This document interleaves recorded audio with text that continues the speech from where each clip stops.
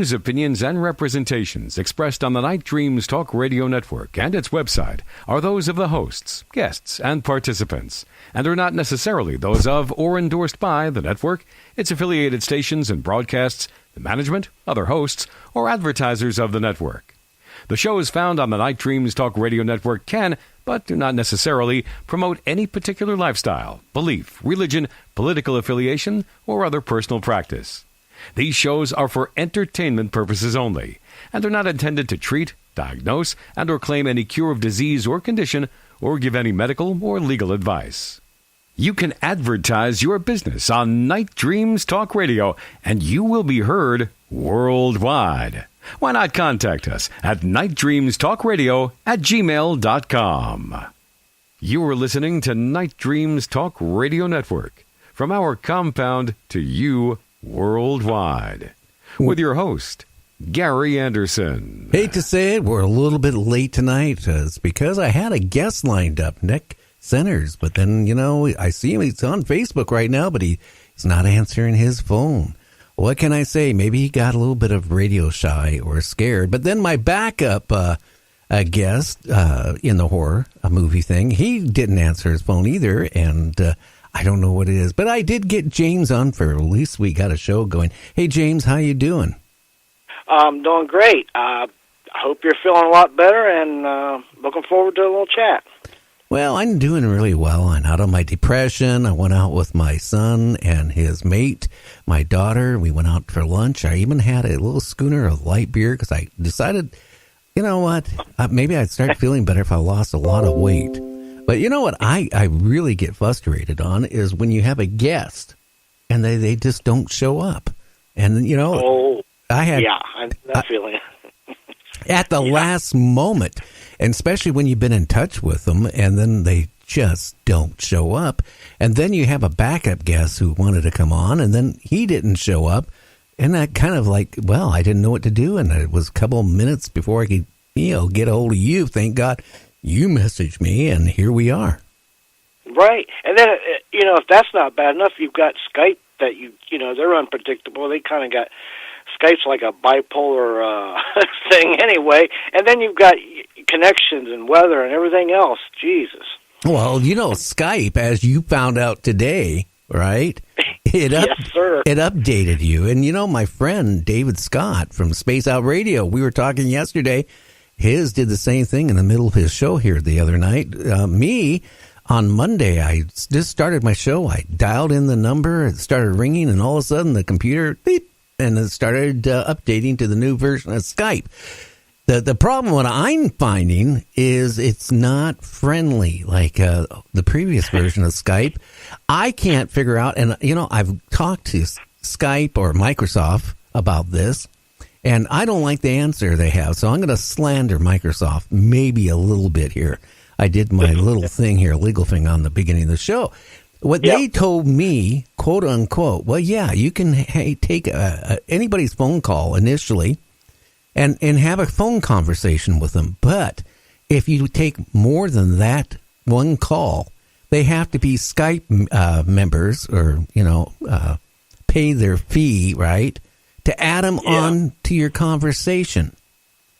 Now, what do you do if you're a talk show and you use this as a business, right? Well, how many people out there at their house are going to run Skype? Not everybody in the world uses Skype. So, but in other words, if they don't have Skype, you can't take call-ins. Yeah, Skype's not warm and fuzzy like some of them aliens out there, that's for sure. Well, it was because, as you know, all you had to do before was just add them on to the conversation. Now, again, if they're not a Skype member or user, you can't add them into the conversation. So it makes it really hard to take calls. So what do I had to do? I already had a second backup version of Skype. Now I had to be forced to pay all their fees, right? The number fees, the monthly fees, right? And add onto a third computer of Skype. So now I got 3 Skype accounts, which I'm paying now twice more than I initially was, just to be able to take phone calls in or talk to multiple people.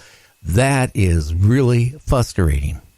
Yeah, exactly. And, in my case, they kept, every time I would go on Skype, it would pop up, do you want to do you want to, get the new version? I'd hit no. Well, I kept doing that. Eventually, they just took it off. Like, they just eliminated it. Like, it just disappeared. So I had no choice. It's like I had to get the new version. Yeah, it wouldn't let me keep it or anything, Well, it was fun with me because, I already had the phone ringing to the guest, and all of a sudden the thing kind of disconnected the phone call and then automatically upgraded, without even me clicking anything. Didn't give me the choice. So there I am. I got the new Skype, okay? I don't think it's an improvement. I don't know what the guys were smoking when they designed the new version 8, but they had to be smoking or taking something to come up with this piece of shit. Yeah, I wish you'd tell me how you really feel. But it's all about money with them. I swear it is. That's what it is. They God forbid you get 2 or 3, 4 people on there at once, and they can't charge you for it and keep charging you. That's what it is. Well, yeah. I think you touched on that before, yeah. Yeah, so I would have, a couple different guests on at times, or I'd take in a caller, and, hey, they didn't make money. Now that's how it is. I guess Microsoft must be hurting so bad, right? That they're forcing everybody has Skype. And you know what? I knew this was going on because there's a thread I belong to on Microsoft of people. All I get is every day hundreds of people complaining they didn't want the new version. And now a lot of these people are not complaining anymore. They're saying, shit, they're going to go to some other company because it doesn't do what they want to do. I don't know what Skype thinks what we need to use it for, but, it's certainly going to mess up, your show a little bit. It's going to cause problems with a lot of people out there, even Dave at Space Out Radio. I mean, we're all frustrated because even trying to figure this thing out, it's supposed to be easy, right? It's not easy to figure it out. No, they just made it a little bit more complicated, and even if you're going to go around it, like you said, you've got to get another 2 or 3 computers, and that just adds up more money. Yeah.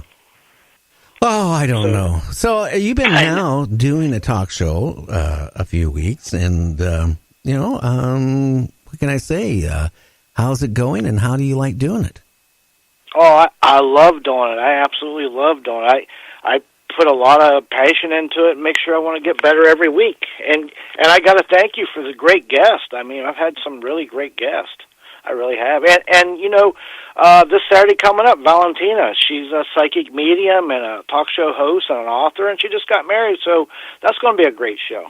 Oh, she's been on my show like 3 or 4 times, and she is a great guest. Ask her about when she went out and did with a priest, I think it was, to somebody's house and did a cleansing or whatever it was. She had one of the entities follow her back home and ask her about that. Oh, boy, I know what that's all about. I've been down that road.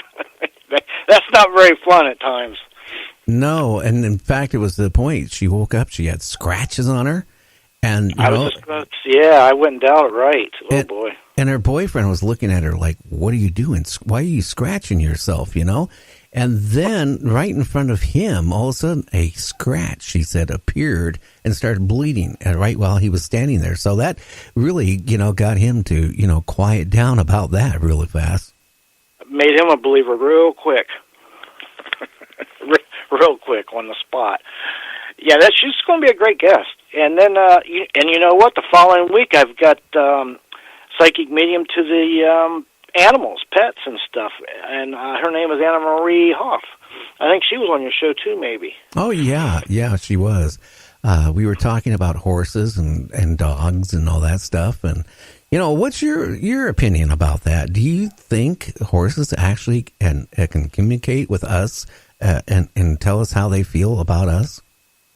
Well, I believe to the right person they can. And the reason I say that is I'm actually a horse whisperer. I can make any horse do anything that I want it to do. My great-grandfather taught me this when I was like 5 years old, and we used to go. People would call him up, way back when I was young, 5, 6 years old. They'd have horses out in the farms there, and they couldn't handle them. And they'd call him in, and he wouldn't let nobody watch him except me, and he taught me. And we learned the trick of how to get any horse to do whatever we want, because I'm going to tell you something, horses can be one stubborn animal. But as far as, I can't talk to them, but I can tell you this much, with animals, especially dogs and cats, most animals, I can get them to pretty much do what I want or come to me, but I can't communicate with them, but I can, like, feel what they want, so to speak. But, I mean, I don't doubt that some people can. I don't know. I'll find out more from her, so we'll see. I'm looking forward to it. Well, I'm just wondering what my two mini horses think about me. I can tell you what they think when I drive off. I mean, the one, is always pissed off because I swear to God, she's like me. She lives for one thing, and it's called eating. I mean, if she sees you, she thinks she needs to be fed every time. And then if you drive off, then she gives you that look, and then her hoof goes down, and she starts sliming it on the ground. So she's definitely mad. So she's relaying that to me anyway. It reminds me of that one Disney movie where there was all them sheep and the dog. The dog was kind of smart, and the sheep weren't too smart, and they would all, the animals talk, but the sheep would say, like, food, food. They'd only repeat one thing. The sheepdog would be like, oh, brother, these sheep. it kind of reminded me of that, the way you talk about your horses there. Now, the people who are watching on Facebook, I'm going to kick off Facebook here. You can listen to the show at www.nightdreamstalkradio.com. That's www.nightdreamstalkradio.com. You can just go there and just scroll down half the page, and then you'll see the player. Click on the live link, and there we go. I want to thank you guys for tuning in on Facebook at least, and it would have been more interesting, honestly, though, if our guests would have showed up. But I don't know. I was looking forward to it, actually. Yeah, so was I. I had all this stuff. I spent hours researching all these movies and all the stuff for tonight. And then he said he sent me an email or a notice, never received it. Like when you send a check out and it's in the mail? It's in the mail. It's in the mail. Daggone mail system, dang it. Yeah, they lose every check you mail off, don't they? They're bad about that. They've got a long history of check losing, let me tell you. That's gracious. Well, I was looking. Oh, go ahead. Go ahead. No, you go I ahead. was looking forward to that movie thing because I love them old, like you. I watch a lot of them old horror movies, especially the old Hammer movies from the 60s. I just love those things. Oh, James, do you know why you watch the old Hammer ones? It's I know why. They had the hot women there with low cleavage and large breast, and you like watching it for that. Come on. At least they always get bit by Christopher Lee every time. Yeah, right there in the neck. I know at least when I was like 10, 13 years old, I couldn't wait to watch it because I didn't care about the movie. It was just always the hot girls and, the vampire women and all that stuff. Yeah. Yep, I do that. I love them old shows. I watch them. I thought he was going to come on and talk about that. I was going to learn something new. Hey, how about the new series? Did you watch that? The Blue Book on the History Channel. I didn't. I couldn't because I was doing my thing, and I think that was last night. Yeah, it was on last night, but they've been playing it every hour for about since last night. Yeah, that's why I thought you might have caught it. I very seldom go to History Channel. I used to watch Pawnbrokers. That. Whatever. Yeah. I have to. Boy, do I have something big to say about that. I bet you do. Back a couple years ago, me and my son, we rode our motorcycles down to Las Vegas, right? And we decided we wanted to watch that. Not watch, but go to that. That pawn shop for that TV show, right? Mm-hmm. And we see a big long line of people waiting to go in. So then we started thinking, okay, then cool. Then we started finding out they charge you to go in. Oh, my God. Jeez. And then we were talking to the security guard out front, and he said, they don't do the TV show out of here. They do that in a studio that, is set up to look like the shop. Wow. And I'm going, then why would I want to go in a